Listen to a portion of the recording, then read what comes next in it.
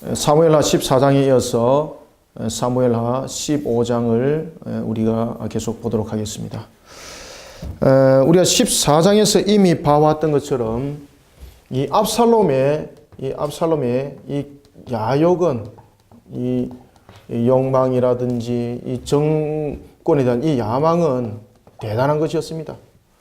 하나님의 말씀이 떠난 야망만 앞세운 것은 결국은 이 악한 것에 의해서 움직이고 조종당하더라는 것을 우리가 압살롬을 통해서 볼 수가 있는데, 이제 이런 압살롬의 이 악한 모습들이 이제는 아주 조직적으로 정부를 향한 반란을 획책하고 그리고 실권을 잡는 그런 문제에 이르기까지 도달하게 됩니다.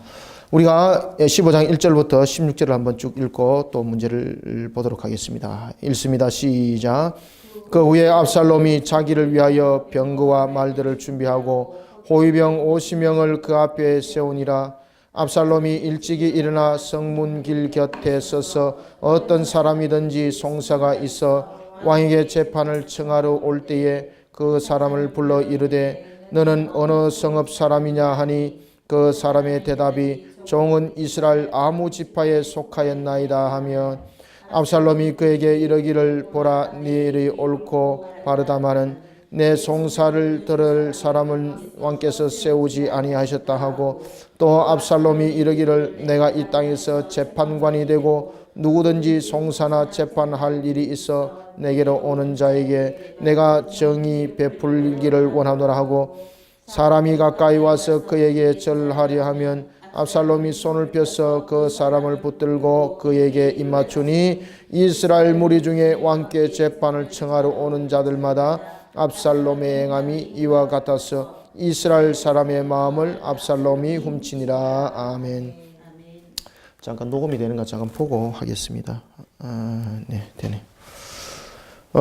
이 압살롬의 이 반란의 문제는 이게 매우 심각한 문제로 이 문제가 이제 발전을 하게 됩니다. 그 후에라는 것은 이제 그가 요압을 이용을 해서 그가 이제 정치적인 야망을 이제 불태우기 시작합니다. 이때에 압살롬의 나이가 20세 완전히 말이었던지 30대 초반이었습니다. 아주 정욕적이고 그리고 야망이 불타오를 그때였습니다. 그때에 그가 여러분들 하는 모습 보십시오.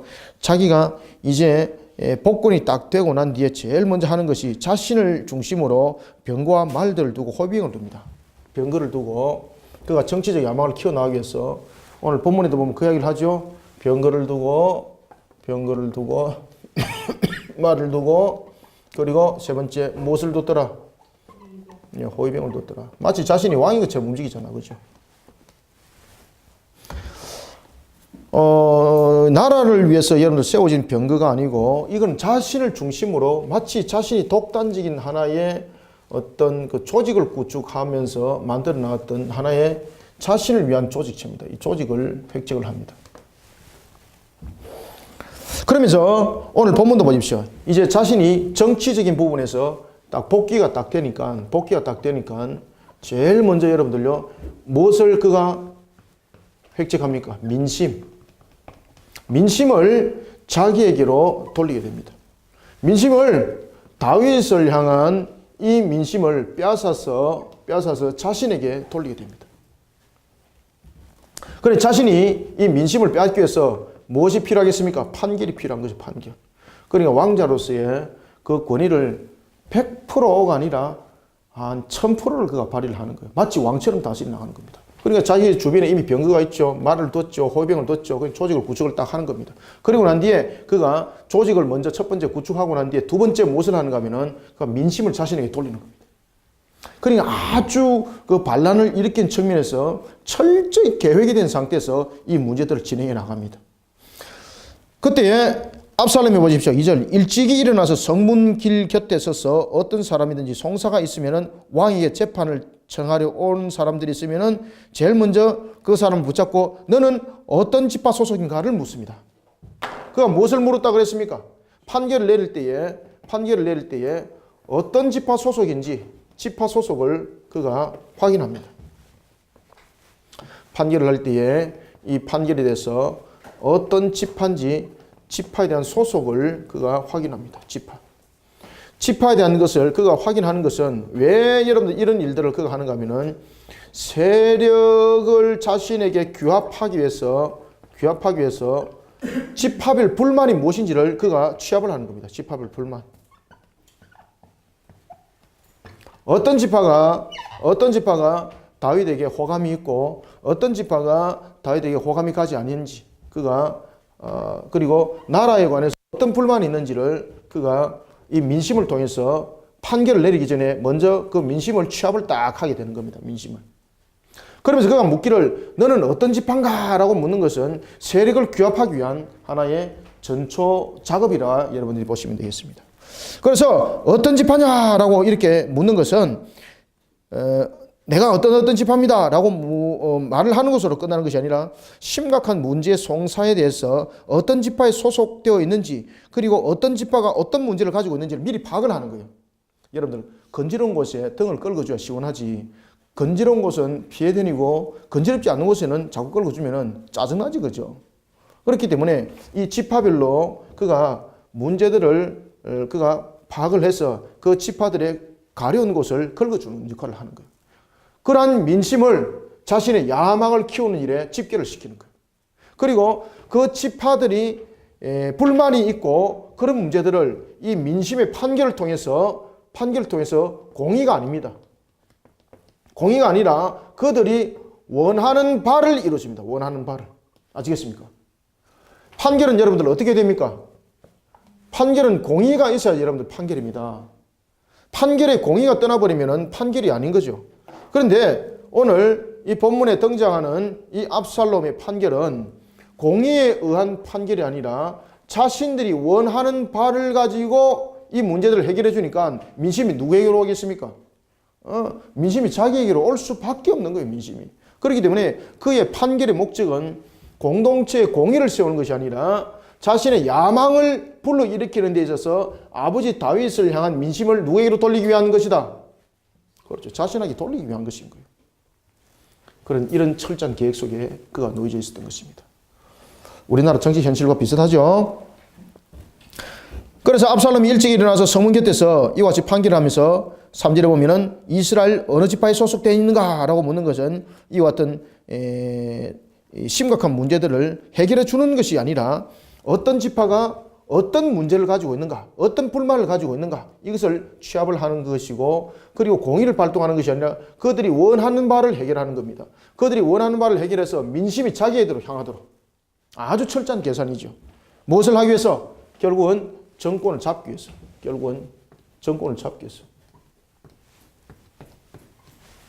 정권 장악을 위해서.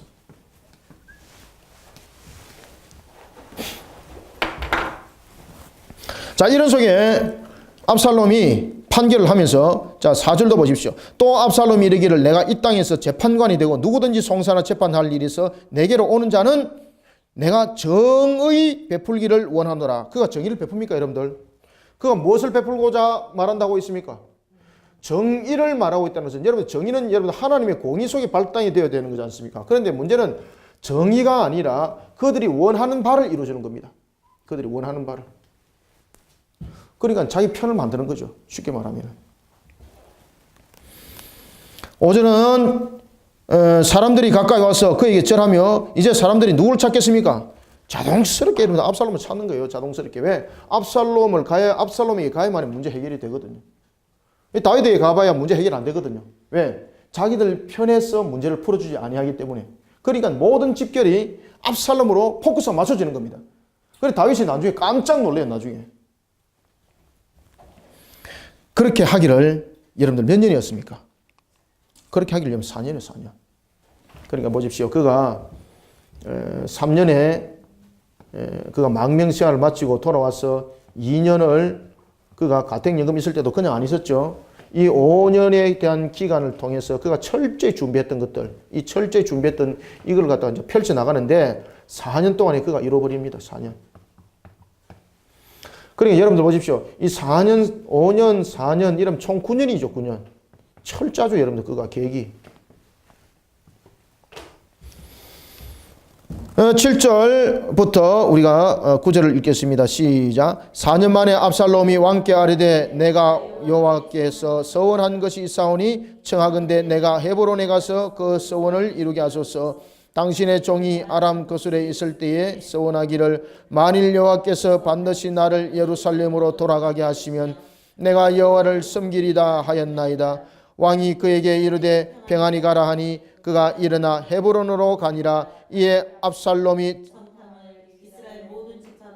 두루보내 이르기를 너희는 나팔 소리를 듣거든 곧 말하기를 압살롬이 헤브론에서 왕이 되었다 하라 하니라. 아멘. 자, 9절까지 아니라 10절까지 읽었는데 오늘 본문 속에서도 그 이야기를 하죠. 4년 만에 여러분들 나라를 그냥 다 휘어잡았다는 이야기예요.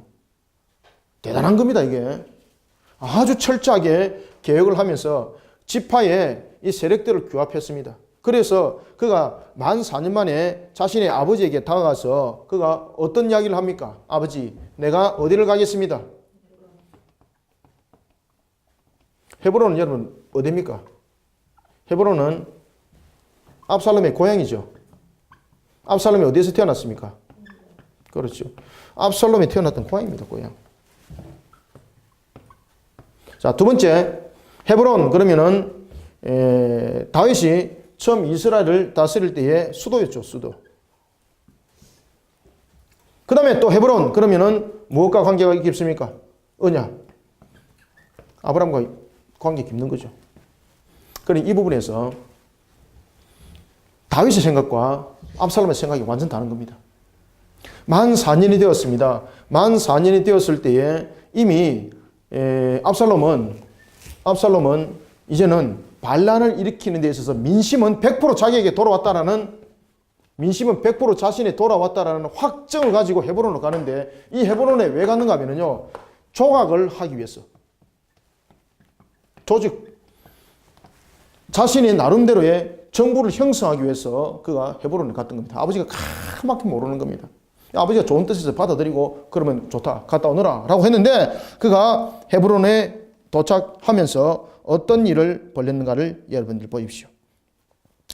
그가 자신이 태어났던 곳입니다. 그리고 헤브론은 여러분들이 잘 아시는 것처럼 다윗이 7년하고 6개월 동안 다스렸던 그런 수도였습니다. 그리고 아브라함과 하나님께 언약 관계가 설정되어 있는 종교적으로 매우 유수가 깊은 곳이죠. 종교적으로 매우 뜻이 깊은 그런 곳입니다. 그런데 아버지가 가서 그 서원을 이루라 라고 말합니다. 내가 헤브론에 가서 그 서원을 이루게 하소서. 여호와께 서원한 것이 있습니다 라고 말하니까 아버지가 그러면 그 서원한 것을 이루기 위해서 가라 라고 말합니다. 그가 서원한 것은 여러분 무엇이겠습니까? 왕위 찬탈입니다. 왕위 찬탈. 왕위 찬탈. 왕위를 찬탈하는 겁니다. 그러니까 아버지가 꿈꾸는 것과 아버지가 생각한 것과 압살롬이 생각한 것이 얼마큼 큰 차이인가 여러분들 보십시오. 그러면서 압살롬이 이 헤브론에 내려갑니다. 헤브론에 내려갔던 이유는 예루살렘에 있게 되면은 모반을 하려면은 특히 여러분들 이제 모반을 하려면은 무엇이 필요합니까? 자신을 따르는 세력이 필요하잖아요. 세력. 자신을 따르는 정치적 그리고 군사적 문제들이 해결이 돼야 되잖아요. 이미 민심은 이미 돌아섰고 이 두 문제가 해결이 돼야 되는데 이것을 예루살렘에서 감당하기가 힘든 거예요. 예루살렘에서. 이것을 예루살렘에서 감당하려면은 결국은 아버지에게 이 내용들이 밀고가 될 수밖에 없는 것이고 결국은 자신의 정권 왕위의 찬탈에 대한 문제는 물거품이 될 수밖에 없는 거죠. 그러니 자신의 문제를 아주 잘 풀어나가기 위한 하나의 방법이 있었는데 그것이 헤브론으로 가는 것이었습니다. 그리고 이 헤브론에 간 문제를 자신이 서원하는 것이 있는데 그래서 거기에 가서 이 문제들의 서원한 문제들을 해결하게 해 주십시오 라고 말하면서 그는 자신의 고향을 가서 종교적인 문제, 이 종교적인 문제를 가지고 아버지에게 접근을 했던 거죠. 그러니까 아버지가 그 부분에서 이것을 면밀하게 검토하지 못하고 그를 가도록 합니다. 그때에 그가 10절 한번 봅시다. 이 압살롬이 정탐을 이스라엘 모든 지파에 보내죠. 그죠? 전령들을 보내는 겁니다. 자신의 민심을 이미 샀던 모든 지파들에게 다 보내는 겁니다. 모든 지파들에게 보내면서 이제 앞으로 이스라엘은 내가 왕으로서 이 나라를 다스릴 것이다. 그리고 그가 헤브론에서 왕으로서 스스로 선포를 해버립니다.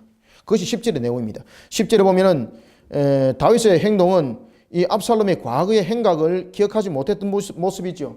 그러면서 그의 서원에 대한 부분을 그가 여호와를 섬기는 것입니다 라고 말하니까 그렇게 하도록 하여라 라고 말하면서 그 일들을 이루도록 합니다. 그런데 그는 여호와 하나님을 향한 신앙이 아니라 왕위 찬탈을 그는 계획하고 있었던 것이었고, 그리고 헤브론으로 그가 도착하면서 그는 즉시 모든 지파들에게 전령들을 보내서 자신이 이스라엘의 왕으로 나라를 다스릴 것이다 라면서 10절에서 그렇게 말하고 이제 나팔 소리를 울리면서 왕의 즉위식을 가지는 겁니다. 자, 10절 함께 읽습니다. 시작. 이에 압살롬이 정탐을 이스라엘 모든 지파 가운데 두루 보내 이르기를 너희는 나팔 소리를 듣거든 곧 말하기를 압살롬이 헤브론에서 왕이 되었다 하라 하니라. 아멘. 한순간에 그냥 반역을 일으켜버린 거예요. 그래서 이것이 여러분들 한순간에 반역이 일으키기까지 그가 9년이라는 세월을 그가 씨를 뿌렸던 거예요. 아주 여러분들 이 야망이 컸을 뿐만 아니라 철두철미하게 그가 계획을 꾸렸던 것을 볼 수가 있습니다. 이런 압살롬은 여러분들요 모든 요소마다 전부 다 사용을 다 하는 겁니다. 자신의 어머니의 고향을 사용을 했지요. 그 다음에 요압을 사용을 했지요. 그리고 또한 헤브론이라는 자신의 고향을 사용을 했지요. 자신이 민심을 자신에게 이반하기 위해서 판결이라는 것을 사용했지요. 정의라고 말하면서 정의가 아니라 모든 것이 자신에게 맞는 것으로 세력들의 불만을 전부 다 들어주는 것으로 문제를 해결하니까 자신을 안 따를 수가 있단 말입니다. 아버지가 이것을 까마득하게 모르고 있었던 겁니다. 심지어 여러분들 보십시오. 11절 보세요. 그때 청함을 받은 사람이 200명이 있었는데 여기서 여러분 청함을 받은 사람들이라는 것은 압살롬이 헤브론으로 사람들을 부릅니다. 이때 청함을 받은 사람이 200명, 몇 명? 이때 청함을 받은 사람이 200명이라고 성경은 말하고 있습니다. 200명. 이 청함을 받은 사람은 압살롬이 지금 반란을 일으키고 있다는 것을 그들이 까마득하게 모르고 있었던 겁니다. 그런데 압살롬이 이 200명을 왜 청하게 되었는가 하면 철저한 사전 계획 그리고 철저한 사전 계산이 이루어진 속에서 200명의 명단을 딱 뽑은 거예요. 그러면 이 200명은 어떤 사람들인가? 바로 정치적으로 군사적으로 그 중심의 세력을 규합할 수 있는 사람들, 그런 사람들을 200명을 볼모를 딱 잡은 거예요. 볼모를. 아시겠죠? 그래서 여기서 청함을 받은 이 200명은 전부 다 여러분 볼모입니다. 볼모. 볼모를 딱 가다 놓습니다. 고위층들을 예루살렘에 있는 고위층들을 불러가지고 자신을 따르도록 볼모로 딱 삼았는데 그들은 성경은 말합니다. 그들은 알았더라 몰랐더라. 그렇죠. 11절 한번 읽어볼까요? 11절부터 12절 시작. 그때에 청함을 받은 200명이 압살롬과 함께 예루살렘에서부터 헤브론으로 내려갔으니 그들은 압살롬이 꾸민 그 모든 일을 알지 못하고 그저 따라가기만 한 사람들이라.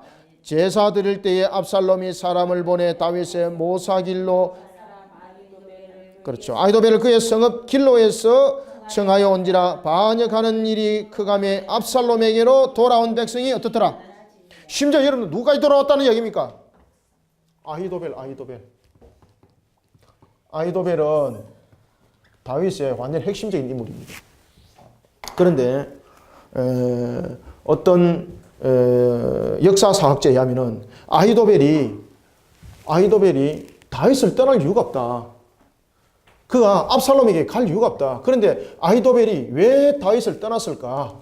성경은 거기에 대해서 명확하게 설명을 하고 있지는 않지만 추측을 해보건대 어떤 사건을 들고 돌아왔을까요, 여러분들? 아히도벨이 왜 다윗을 떠날 수밖에 없었을까요, 여러분들?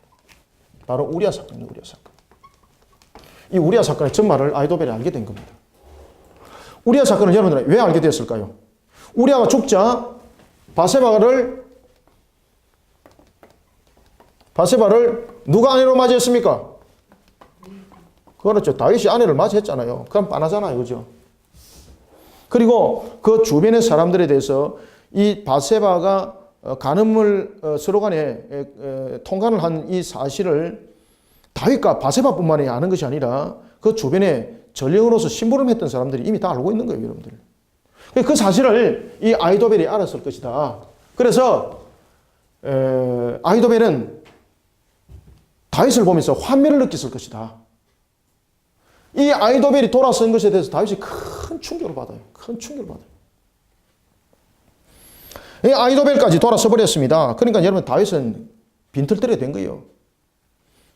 다윗의 최측근 중 한 사람이었던 아히도벨이 반역에 가담함으로 인해 가지고 압살롬은 천군 만마를 얻은 것이고 다윗은 천군 만마를 잃어버린 거예요. 그때 왕의 적의식으로서 그가 제사를 지내는데 12절 제사 드릴 때 압살롬이 사람을 보내 다윗의 모사 길로 사람 아히도벨을 그의 성읍 길로에서 청하여 온지라. 반역하는 일이 크가며 압살롬에게로 돌아온 백성들이 많았더라 작았더라. 많았더라. 그래 민심이라는 것이 여러분들요. 우리가 바른 민심이 있고 이와 같이 털짠 압살롬처럼 말이죠. 이 민심을 이반시켜서 자기에게 편을 들어주고 자기에게 이반시키고 난 뒤에 결국 혁명을 일으킨 거죠. 여러분들. 참 이게 여러분들요. 지금 현 시국의 모습과 거의 못한 것 같은 그런 모습을 봅니다. 그러면 여러분들 지금 현 시국에 이대로 두게 되면 어떤 일들이 일어나는가 이제 딱 보면 아시겠죠. 그죠? 딱 목판을 보듯이 우리가 목판을 보듯이 지금 이 시대의 상황을 우리가 볼 수 있는 겁니다. 자, 13절부터 18절을 한번 여러분들 읽어주시기 바랍니다. 시작. 전령이 다윗에게 와서 말하되 이스라엘의 인심이 압살롬에게로 돌아간다이가 한지라. 다윗이 예루살렘에 함께 있는 그의 모든 신하들에게 이르되 일어나 도망하자. 그렇지 아니하면 우리 중 한 사람도 압살롬에게서 피하지 못하리라. 빨리 가자 이르건대 그가 우리를 흑빛 따라와 우리를 해하고 칼날로 성읍을 칠까 하노라. 왕의 신하들이 왕께 이르되 우리 주 왕께서 하고자 하시는 대로 우리가 행하리이다. 보소서 당신의 종들이니이다 하더라. 왕이 나갈 때 그의 가족을 다 따르게 하고 후군 10명을 왕이 남겨두어 왕을 지키게 하니라. 왕이 나가매 어떤 백성이 다 따라서 베르가기를 이루러 뭉쳤으니 그의 모든 신하들이 그의 곁으로 지나가고 모든 그렛 사람과 모든 블렛 사람과 및 왕을 따라 가드에서 온 모든 가드 사람 600명이 왕 앞으로 행진하니라. 아멘. 그래서 우리가 항상 여러분들 정의와 공의를 말할 때에 하나님의 신앙을 떠난 정의와 공의, 지금 압살롬도 자신이 정의라고 말했지 않습니까? 그런데 압살롬의 정의는 어떤 정의더라? 자신을 세우는 정의. 우리가 세상에 여러분들 정의와 공의를 이야기할 때는 항상 하나님의 신앙을 바탕을 둔 정의와 공의, 그것을 벗어나서는 우리의 모습들은 결국은 무너짐의 역사밖에 없더라라는 것을 성경은 말하고 있습니다. 전령이 다윗에게 와서 전합니다. 이 본문에 여러분들 특히 13절의 이 내용들은 시편 13편과 연결이 되어 있는 내용들인데요. 다윗이 시편의 내용을 읽어보면 다윗이 통한에 참 통곡의 눈물을 흘리면서 구구절절히 하는 내용들이 시편 3편이죠. 그죠? 시편 3편에 보면은 구구절절히 그 내용들이 나타나는데 이렇게 말합니다. 3편 1절에 보면은 여호와여 나의 대적이 어찌 그리 많은지요 일어나 나를 치는 자가 많습니다. 많은 사람이 나를 대적하여 말하기를 그는 하나님께 구원받지 못한다 하나이다. 참 서글프죠. 많은 민심이 압살롬에게로 돌아갔더라. 와, 사울은 천천히요 다윗은 만만히 했던 그 사람들이 다 돌이켜버리더라.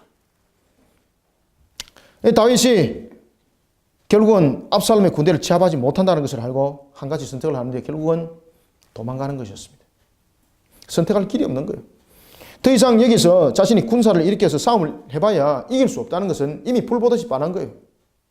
자신이 군사를 일으켜봐야 정치, 경제, 종교에 이르기까지 지금 압살롬 손아귀에 다 들어가 버린 상태에서 결국은 싸움을 하다가 나라만 힘들어지고 자신의 생명도 이어갈 수 없는 그런 모습이라는 것에 대해서 그가 판단을 딱 내린 것입니다. 결정을 내리죠. 그래서 다윗이 보따리를 싸고 야밤에 이제 도주를 하는 겁니다. 14절에 보면 다윗이 예루살렘에 함께 있는 모든 신하들을 불러서 말합니다. 일어나 어떻게 하자? 대적하자가 아니라 어떻게 하자? 그렇죠. 도망하자. 왜? 이미 모든 것이 제압이 당해버렸기 때문에 자신이 가지고 있는 세력으로 발버둥 치봐야 발버둥 치보면은 그들을 몇 명은 화풀이를 할 수 있고 어떻게 문제를 풀어나갈 수는 있겠지만 본질적인 문제는 회복이 안 된다는 것을 그가 알고 그가 떠나는 겁니다. 그때에 그가 이렇게 말합니다. 한 사람도 압살롬에게 피하지 못하리라. 빨리 가서 두렵건대 그가 우리를 급히 따라와 우리를 해하고 칼날로 성읍을 칠까니 우리는 모두 빨리 떠나자. 그때에 신하들이 왕을 뒤따를 때에 왕이 16절에 보면은 후궁을 남겨둡니다. 후궁을 남겨둔 이유는 뭐 여러 가지 측면의 학설도 있습니다만은 이 속에서 이제 가장 우리가 좀 하게 볼 수 있는 것은 다윗은 그럼에도 불구하고 압살롬이 자신의 아들이라는 거죠. 그럴 때에 다윗은 왜 후궁에 10명을 두었는가 하면은 언젠가는 돌아온다는 확신을 가졌던 거예요, 다윗이. 그럴 때에 그의 아들이 자신이 남겨둔 후궁을 바라보면서 아버지의 권위 속에 도전을 하지 아니하고 자신도 회개하고 돌이킬 것을 예상을 했던 것이고, 그런 여러 가지 부분들을 그가 생각을 해서 후궁에 10명을 남겨두게 된 것입니다. 그런데 문제는 이 왕위를 찬탈했던 압살롬이 이 후궁들을 모든 사람들이 보는 앞에서 통과를 하는 겁니다. 왜? 아버지의 왕권을 내가 다 주었다는 거죠. 이것은 이방인들이 하는 짓이거든요. 그래서 압살롬이 그대로 하는 겁니다. 압살롬 어머니가 이방인이잖아요. 그대로 하는 겁니다. 그대로. 후궁을 10명을 남겨두었습니다. 설마 왕위를 찬탈하더라도 그런 이방인들이 하는 폐역한 짓은 안 할 것이다. 그리고 아버지를 기억할 것이다. 그런 미련하에서 10명을 뒀던 거예요. 그런데 아니나 다를까 그의 기대와는 완전히 다른 결과가 나왔던 것을 볼 수가 있습니다. 자, 그때에 다윗을 따랐던 사람들이 있는데 모두 가드 사람 600명이었습니다. 특히 다윗을 따랐던 사람들은 다윗이 이방 지역에서 도피 생활을 할 때에 자신의 호의를 했던 그런 사람들. 그 다음에 여러분들이 이제 이미 잘 아시는 것처럼 아둘람을 통해서 규합을 했던 그런 군사들이 600명의 군사들이 다윗과 끝까지 함께하는 겁니다. 그런데 여기서 특이한 사람들이 있는데 그 600명 모든 가드 사람 600명이 왕 앞에 행진하느라 그때의 왕이 가드 사람 누구? 그렇죠. 이때는 여러분들 누구? 이때는 블레셋 사람입니다. 블레셋 사람.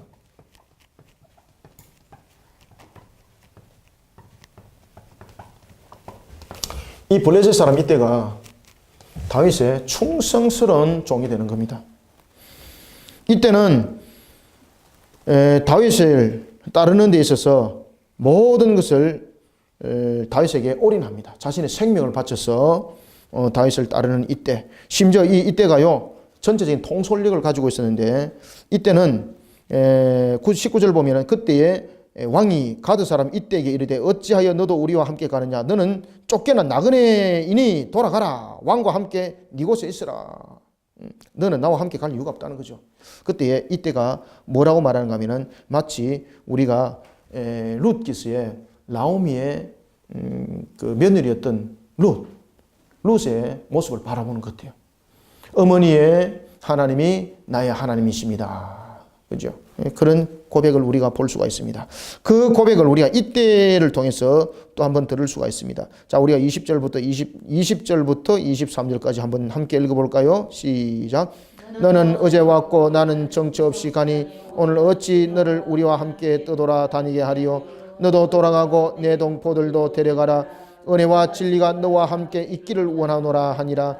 이때가 왕께 대답하여 이르되 여호와의 살아계심과 내 주 왕의 살아계심으로 맹세하옵나니 진실로 내 주 왕께서 어느 곳에 계시든지 사나 죽으나 종도 그곳에 있겠나이다 하니 다윗이 이때에게 이르되 앞서 건너가라 하며 가드 사람 이때와 그의 수행자들과 그에 함께한 아이들이 다 건너가고 온 땅 사람이 큰 소리로 울며 모든 백성이 앞서 건너가며 왕도 기드론 시내를 건너가니 건너간 모든 백성이 광야 길로 향하니라. 아멘.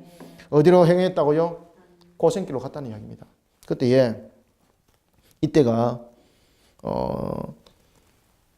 자신만이 아니라 자신의 친족이 아닌 22절이 다윗이 이때 이릅니다. 앞서 건너가라 하며 가드 사람 이때와 그의 수행자들과 그에 함께한 아이들이 다 건넜고 이때가 그만큼 여러분들 통솔력도 있었고 지도력도 있었습니다. 그리고 충직한 종이었습니다. 그러니 그 이때를 따르는 거예요, 사람들이. 이때에 속한 친족은 아니지만은 다른 종자들을 이때가 이끌어갑니다. 그만큼 충분한 영향이 있었다는 거죠. 그러니 다윗이 도피 생활할 때에 이때가 얼마나 여러분들 고마웠겠습니까?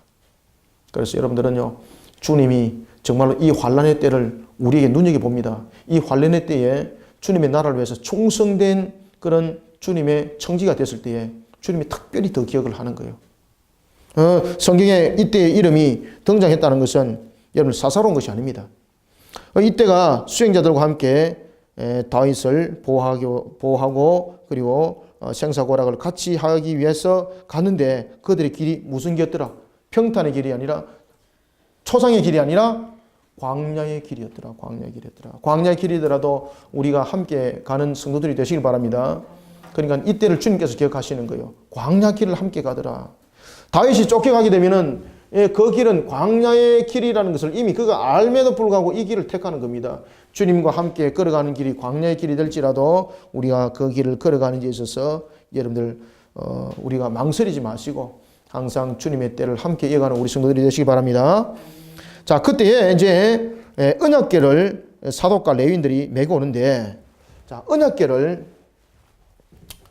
이때가 이와 같이 충직된 종으로서의 길을 걸을 때에, 자, 사독이 보십시오. 사독이 언약궤를 메고 옵니다. 언약궤를. 레위인을 앞세워서 언약궤를 메고 오는데, 이 언약궤를 왜 메고 왔을까요, 여러분들? 언약궤가 두 가지의 큰 의미를 가지고 있습니다.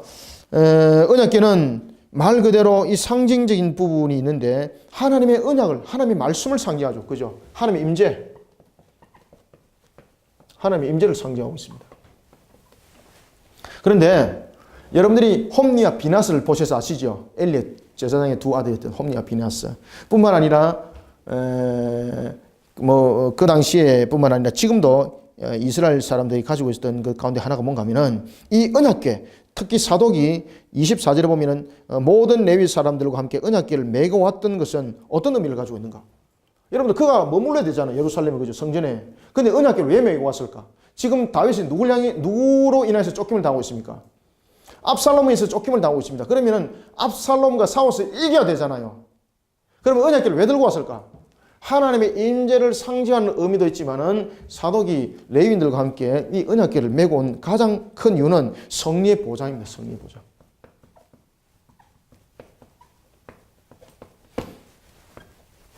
성리의 보장입니다. 그렇게 언약궤를 여겼던 것입니다. 그러니까 다윗이 이 언약궤를 어떻게 합니까? 다시 제자리로 돌리죠. 예루살렘으로 다시 다윗이 이 언약궤를 예루살렘으로 다시 돌이킵니다. 사독은 언약궤를 가지고 다윗에게 하나님의 임재 상징과 승리의 보장, 압살롬으로부터 이 모든 내용들을 하나님께서 해결할 것임이라는 그런 의미를 함께 담고 왔을 때에 다윗은 이 언약궤를 예루살렘으로 다시 메어가도록 합니다.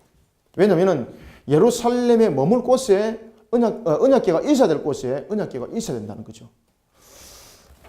이런 속에 다윗은 이제 자신의 모습을 되돌아보는 겁니다.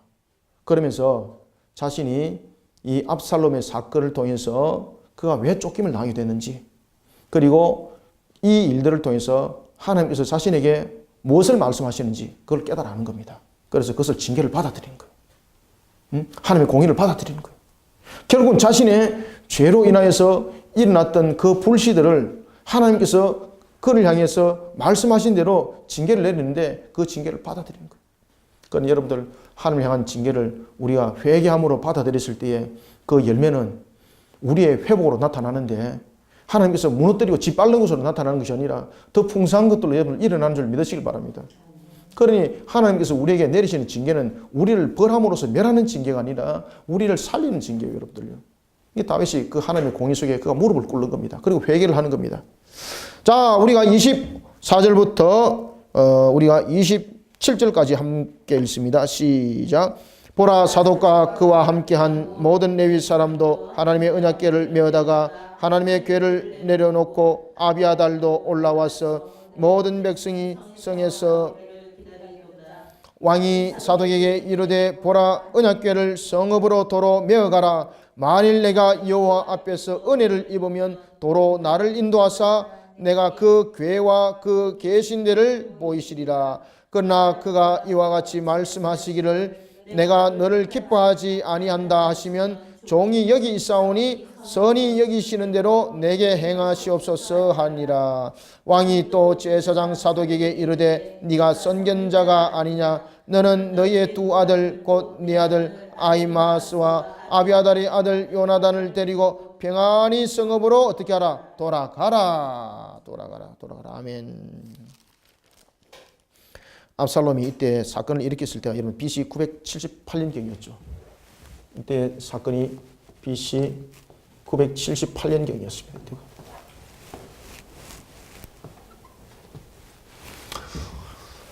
이때 압살롬의 반란이 일어나는 겁니다. 그리고 압살롬이 왕권을 정탄합니다.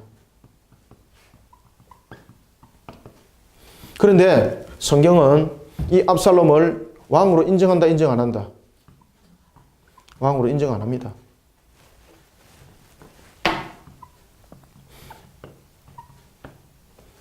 자, 압살롬은 왕의 즉위식을 다 가졌습니다. 그죠? 할 거 다 했습니다. 법적 절차 다 밟았습니다. 백성들이 자신을 다 초대했습니다. 그러면은 그가 왕으로 기록되어야 되는 것입니다. 그런데 이스라엘 역사 속에서 압살롬은 왕이 아닙니다. 그저 반란을 일으켜서 실패한 하나의 반란꾼으로 끝내버린 것입니다. 왕으로 인정하는 것은 사람이 인정하는 것이 아니라 이스라엘의 왕은 누가 인정해야 되는 것입니까? 그렇죠. 하나님께서 인정하셔야 돼요. 하나님께서.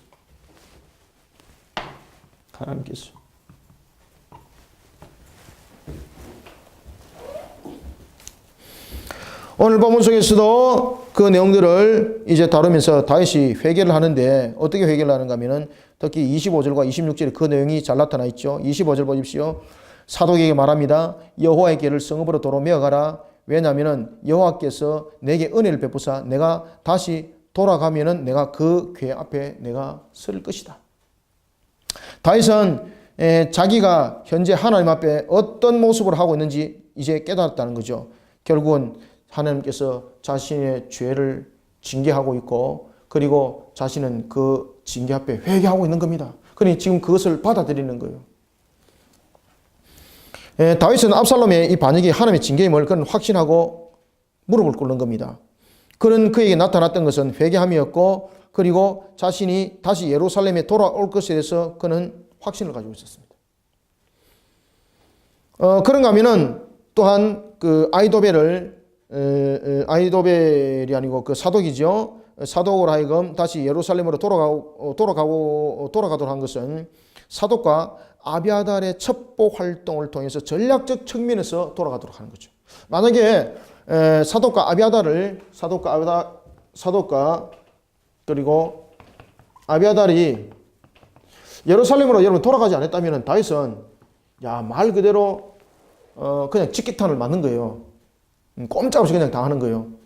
실제 이제 사독과 아비아달이 그런 첩보로서의 그 역할을 충실히 감당을 하면서 다윗의 생명을 건지는 역할을 하게 됩니다. 그런 전략적인 측면에서 첩보 활동에 용이하도록 사독과 아비아달을 되돌려 보냈던 것이고 또 하나는 언약궤를 주술적인 측면에서 의지하지 않겠다는 겁니다. 승리의 보장 이런 주술적 측면에서 내가 이 언약궤를 사용하지 않겠다는 신앙에 대한 확신 아시겠죠? 그런 여러분들 보십시오. 사소한 문제 같지만은 그냥 지나갈 수 있는 문제 같지만은 그냥 지나갈 수 있는 문제가 그렇게 문제를 풀어나가지 않더라는 것입니다. 그러니 하나님의 신앙으로 하나하나 지금 조목조목 지금 따져나가면서 그가 접근하는 방법을 한번 보십시오. 그럼 문제를 그렇게 풀어나갔던 거예요. 결국은 문제가 터졌을 때는 하나님의 신앙의 관로 밖으로 나갔을 때 문제가 터졌고 그런 다윗이 하나님의 신앙이라는 관로 안에서 이제 문제들을 하나하나 매듭을 풀어나가는 것을 볼 수가 있습니다. 그것이 바로 25절과 26절인 거예요. 그 왕명을 받들어서 사독이 이제 돌아가게 되는 것입니다. 자, 27절 왕이 또 제사장 사독에게 이르되 네가 선견자가 아니냐. 너는 너의 두 아들이 있으니 네 아들 아히마스와 그리고 아비아달의 아들 요나단을 데리고 평안히 성읍으로 돌아가라. 이 요나단은 동명인입니다. 성읍으로 돌아가라. 28절 말합니다. 너희에게서 내게 알리는 소식이 올 때까지 내가 광야 나루트에서 기다리겠다. 뭘 하고 기다립니까? 하나님 기도하는 거예요. 여러분들. 하나님 도와주십시오. 여호와 신앙으로 무릎 꿇고 회개하면서 기도하는 거예요. 하나님 도와주십시오. 이 난국을 어찌 헤쳐나가라니까. 하나님 도와주십시오. 그때 하나님이 그 기도에 응답했습니다. 그 기도에 어떻게 응답했는지 여러분들 한번 보도록 하겠습니다. 자, 우리가 30절부터 32절까지 한번 읽습니다. 시작. 다윗이 감람산 길로 올라갈 때에 그의 머리를 그가 가리고 맨발로 울며 가고 그와 함께 가는 모든 백성들도 각각 자기의 머리를 가리고 울며 올라가니라. 어떤 사람이 다윗에게 아뢰되 압살롬과 함께 모반한 자들 가운데 아히도벨이 있나이다 하니 다윗이 이르되 여호와여 원하옵건대 아히도벨의 모략을 어리석게 하옵소서 하니라. 다윗이 하나님을 경배하는 마루턱에 이를 때에 아렉 사람 후세가 옷을 찢고 흙을 머리에 덮어쓰고 다윗을 맞으러 온지라. 아멘. 자, 여러분 보십시오. 하나님의 어떤 문제가 생겼을 때에 신앙이라는 이 관로 밖에 나갔을 때는 분명히 문제가 발생했습니다. 문제가 발생했습니다. 그런데 이 발생한 문제를 여기서 해결 안 하고 이것을 다시 신앙 안으로 끌고 들어옵니다. 다윗이. 그죠? 어떻게 끌고 들어옵니까? 회개함으로. 회개하는 신앙으로서. 그리고 그 징계에 대해서 어떻게 합니까? 징계를 받아들입니다. 이런 속에서 끌고 들어오는 거예요. 문제를. 그러니 하나님께서 그의 기도를 지금 들었습니다. 그의 기도에 들어서 응답을 합니다. 오늘 본문에도 그 이야기를 하죠. 30절에 보면은 다윗이 감람산 길로 올라가면서 회개하죠. 형언할 수 없는 슬픔과 고통을 상징하면서 그의 머리를 가리고 맨발로 올라가면서 처참한 모습으로 그가 회개를 하죠. 철저한 회개를 하죠. 자신의 죄를 철저히 하나님 앞에 겸손한 모습으로 그가 내려놓으면서 회개를 하죠. 그런 기도를 하나님께서 받는 거예요. 여러분들. 그때 소식이 옵니다. 어떤 소식이 왔습니까? 다윗에게 말하기를 누가 지금 압살롬에게 속해졌다고 말하고 있습니까? 아히도벨이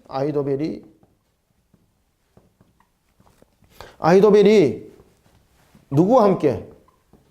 압살롬과 함께 하나가 되어버렸습니다. 그 다윗이요.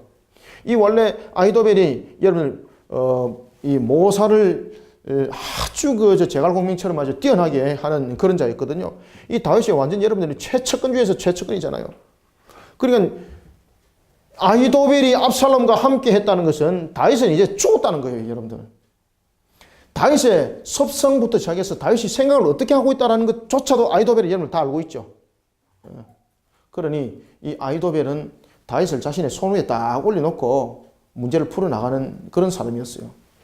그러니 이 다윗은 죽었다는 거죠.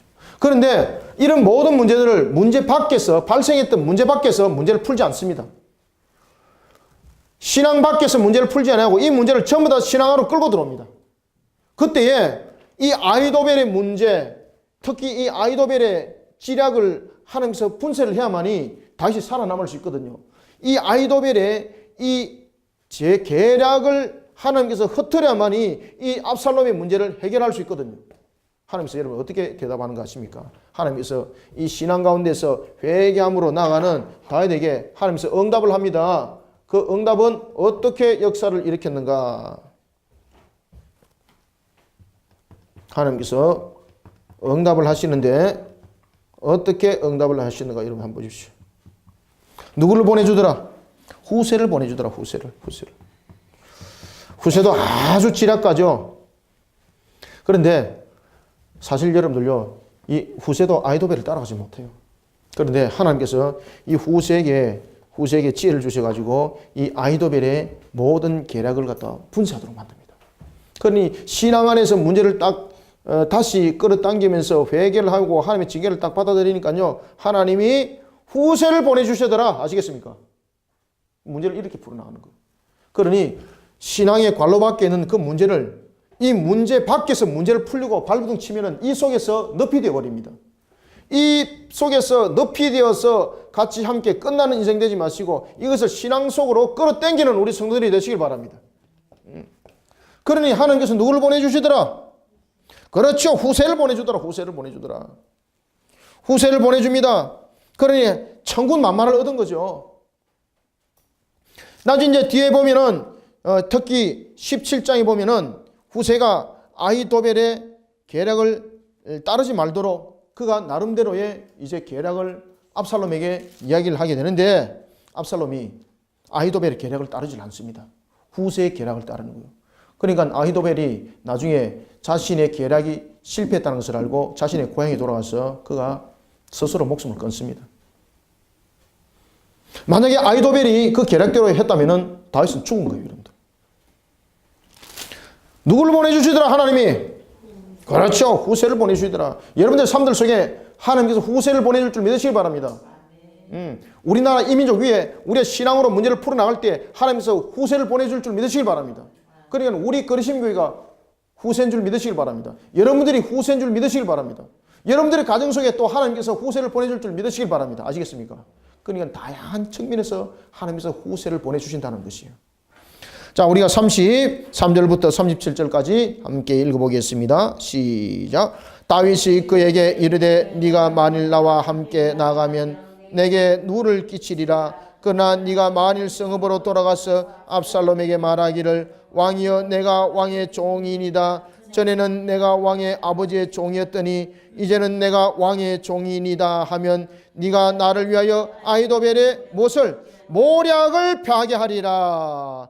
사독과 아비아달 두 제사장이 너와 함께 거기 있지 아니하냐? 네가 왕의 궁중에서 무엇을 듣든지 사독과 아비아달 두 제사장에게 알리라.